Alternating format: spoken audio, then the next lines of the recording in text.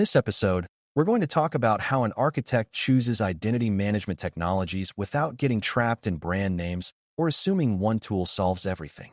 Beginners often think identity management is just a login screen, but at scale it becomes a whole ecosystem that creates identities, stores attributes, enforces access decisions, supports audits, and survives outages.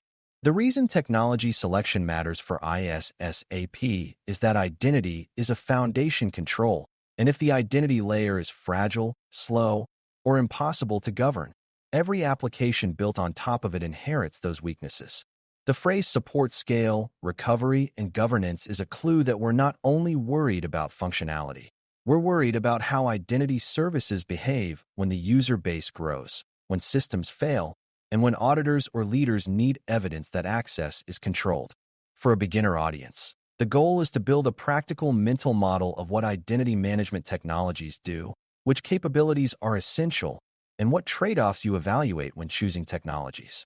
By the end, you should be able to explain why some identity tools are good for centralized sign-in, others are better at managing lifecycle and entitlements, and how the whole system must be designed to remain trustworthy under stress. Before we continue, a quick note. This audio course is a companion to our course companion books. The first book is about the exam and provides detailed information on how to pass it best. The second book is a Kindle-only ebook that contains 1,000 flashcards that can be used on your mobile device or Kindle. Check them both out at cyber.author.me in the Bare Metal Study Guide series. A strong starting point is to define identity management as the set of capabilities that manage digital identities over time. This includes creating an identity record, maintaining identity attributes like department or role, linking the identity to authentication methods, and controlling what the identity is allowed to access. In a small system, these might all be handled in one place informally, but in real environments they are often separated into specialized components. One component might store identity attributes and serve as a directory. Another might handle authentication flows and issue tokens. Another might manage joiners, movers, leavers, workflows, and approvals for access. Another might provide governance functions like access, reviews, and reporting. When selecting technologies, architects decide whether to use an integrated suite or a set of components, and they decide how those components will share identity data and enforce consistent rules. A key beginner lesson is that identity management is not one product category with one answer. It is a set of jobs that can be done by different systems. The selection process is about matching the jobs to the environment's needs, then ensuring the jobs work together without creating gaps. Gaps are where orphan access, inconsistent enforcement, and audit failures often appear. Scale is the first selection lens, and it means more than just how many users can log in at once. Scale includes the number of identities, the number of applications, the number of transactions, and the number of automation events like provisioning changes. It also includes the complexity of the environment, such as multiple business units, multiple regions, and multiple trust relationships. A technology that works well for 1,000 users might struggle at 100,000 if it cannot handle high authentication volume, directory searches, or policy evaluations quickly. Scale also includes administrative scale. Can a small team manage the system without constant manual work, or does every new application require custom integration? Architects look for technologies that can automate common tasks, provide reusable integration patterns, and maintain performance as usage grows. They also look for how the system handles peak events, like the start of a workday or a sudden shift to remote work. A scaled identity platform should degrade predictably under load, not fail in strange ways that lock out legitimate users. For beginners, it helps to think of identity as a central highway. As traffic grows, you need lanes, traffic control, and reliable exits, not a single narrow road that becomes a bottleneck. Recovery is the second lens, and it is often overlooked until a real outage reveals how dependent everything is on identity. If the identity system is unavailable, users may not be able to log in, services may not be able to authenticate to each other, and administrators may not be able to perform emergency actions. Recovery planning therefore asks what happens when parts of the identity ecosystem fail, and whether the technology supports redundancy, failover, and restoration without breaking trust. A key point is that recovery is not only about availability, it is also about integrity. Restoring identity data incorrectly can create security incidents, such as restoring old privileges or reviving accounts that should be disabled. Architects evaluate how identity technologies back up their data, how quickly they can restore, and how they protect backups. They also consider how the system handles time-sensitive elements like certificates and keys. If a recovery event causes certificates to be invalid or tokens to be rejected, the environment may remain broken even after the service is restored. For beginners, the main takeaway is that identity recovery must preserve both access and correctness. A fast restore that returns wrong entitlements can be more dangerous than a slower restore that returns trustworthy state. Governance is the third lens, and it is about accountability and control rather than technical login success. Governance includes being able to prove who has access to what, who approved it, when it was granted, and whether it is still appropriate. It includes processes like access reviews, separation of duties checks, and policy enforcement for privileged access. Governance also includes audit logging and reporting that can answer questions during investigations.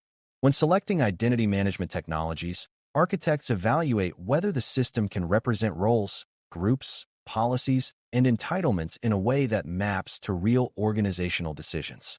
They also evaluate whether the system supports workflows for approvals and exceptions, because in real environments, not every access request fits a neat template.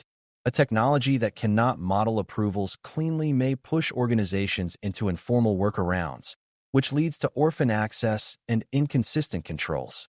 Governance also requires visibility across applications, not just within one directory. If the technology can only see some systems, it cannot provide complete access reviews, which weakens assurance. The beginner-friendly point is that governance is the ability to manage access with evidence, not with hope. With those lenses in mind, you can build a simple category map of identity management technologies based on what they primarily do. Directories store identity records and attributes and support searching and grouping. Authentication services handle login flows and produce proof that an identity has authenticated, often in the form of tokens or sessions. Provisioning and lifecycle tools push identity changes to applications so access follows joiners, movers, leavers events. Governance tools focus on approvals, reviews, and reporting, helping ensure access is appropriate and controlled. Privileged access tools focus on high-risk accounts and administrative actions, adding oversight and reducing standing privilege. Some platforms combine multiple categories, while others excel in one area. The selection challenge is deciding which categories you need and whether you can accept gaps covered by process or whether you need dedicated tools. Beginners sometimes want a single system to do everything, but architects know that single systems can become single points of failure and may not be best of breed for every job. The best approach is usually to define required capabilities first, then decide how many systems you need to deliver those capabilities reliably. Integration capability is a major selection factor because identity systems rarely exist alone. Applications need to consume identities and access claims, and they may support different integration patterns depending on age and design. Modern cloud services might support standardized federation and token-based authentication, while older applications may rely on directory lookups or local accounts. A scalable identity management technology should support integrating many applications with consistent patterns, reducing the need for custom work each time. It should also support service identities, not just human identities, because automation and microservices are common. Integration is also about data flow. If HR is the source of employment status, identity systems must reliably consume that data and translate it into access changes. Architects evaluate whether integration methods are secure, whether they can be monitored, and whether they can be maintained over time. A fragile integration that breaks during upgrades becomes a security risk because it may delay deprovisioning or cause inconsistent access. For beginners, it helps to remember that identity is a network of relationships, and the technology must connect safely to many neighbors. Good identity technology is not only powerful internally, it is also good at speaking to the rest of the environment. Another selection dimension is policy expression and enforcement, meaning how the system represents rules and how consistently it applies them. Some identity technologies are good at storing groups, but weak at expressing complex policies, while others support fine-grained rules based on attributes and context. The more complex your environment, the more you need policy capabilities that can reflect real business rules without becoming unmanageable. At the same time, too much flexibility can create complexity that teams cannot govern, leading to inconsistent policies and confusion. Architects therefore evaluate the balance between expressiveness and clarity. They also evaluate where enforcement happens. Some policies are enforced centrally during authentication, while others must be enforced inside applications because they depend on business context. Identity technologies that can provide reliable claims and attributes help applications enforce policy consistently. They also support auditing because you can explain why a decision was made based on the claims. For beginners, the important idea is that identity systems do not just store names, they support decisions. The ability to express and support those decisions is a core selection criterion. Operational manageability is another critical lens because identity systems are always in use and are often mission-critical. This includes how administrators manage configuration changes, how changes are tested, and how the system prevents mistakes from causing outages. It includes features like role-based administration, where not every admin can do everything, and change controls that support review. It also includes monitoring and alerting so issues like synchronization failures, certificate expirations, and unusual login patterns are detected early. Architects evaluate whether the technology provides meaningful logs and whether it supports troubleshooting without exposing sensitive data. They also consider upgrade paths because identity technologies evolve, and upgrades should not break integrations or policy behavior unexpectedly. A system that is hard to operate tends to become brittle, and brittle identity platforms create frequent user lockouts or insecure bypasses. For beginners, this is a helpful reminder that the best security design is one that stays usable. If administrators cannot manage it confidently, users will lose trust and the organization will drift into exceptions and shortcuts. Resilience and dependency management are part of recovery but deserve their own attention because identity is often a dependency for almost everything.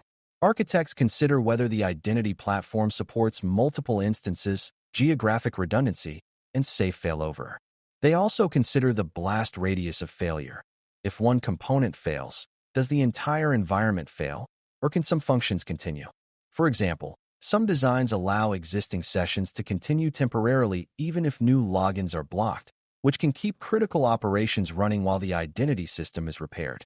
But this has security trade-offs because prolonged sessions can be abused if an account should be revoked. The correct balance depends on mission needs and threat models. Architects also consider break glass access, which is an emergency access method for critical administration when normal identity systems are unavailable. Break glass must be tightly controlled and audited, but it is often essential for recovery. The selection question is whether the technology supports safe emergency access patterns without creating permanent backdoors. For beginners, the key takeaway is that recovery is not only about restoring systems. It is about ensuring you can still control access during and after failures. Governance features are often the deciding factor in technology selection because they determine whether the organization can keep access aligned with policy over time. Technologies that support access reviews, approvals, and attestation help prevent privilege creep and orphan access. They also support compliance by producing evidence of control. Architects evaluate whether the governance features can cover both human and service identities, because service accounts can accumulate powerful access and are often poorly reviewed. They also evaluate whether the system can detect toxic combinations of access that violate separation of duties. Another important feature is identity analytics, which helps spot anomalies like accounts with unexpected privileges or accounts that have not been used but remain active. Governance is also about ownership. Every entitlement should have an owner who can approve or review it. If the technology cannot represent ownership and review workflows, governance becomes manual and incomplete. For beginners, the main point is that governance is the mechanism that keeps identity from drifting into chaos. Technology selection should therefore prioritize not just how easy it is to log in, but how well the system supports continuous control. Selecting identity management technologies that support scale, recovery, and governance is an architectural exercise in matching capabilities to real-world needs while minimizing fragility and gaps. Scale demands performance, automation, and integration patterns that remain manageable as users, apps, and services grow. Recovery demands redundancy, trustworthy backups, and the ability to restore identity services without reviving wrong access or breaking trust relationships. Governance demands approvals, reviews, auditability, and policy representation that can prove access decisions are controlled and appropriate. The best selections treat identity as an ecosystem of functions rather than a single product, ensuring directories, authentication services, lifecycle automation, and governance mechanisms work together coherently. When you can explain which identity capabilities are essential, how they interact with applications, and how they behave under stress and scrutiny, you are demonstrating the ISSAP mindset. The most important lesson is that identity technology is not chosen only for features. It is chosen for how reliably it can carry the organization's trust at scale through failure and under audit. Thanks for listening. For more audio courses, daily newsletters, and more, please visit DailyCyber.News.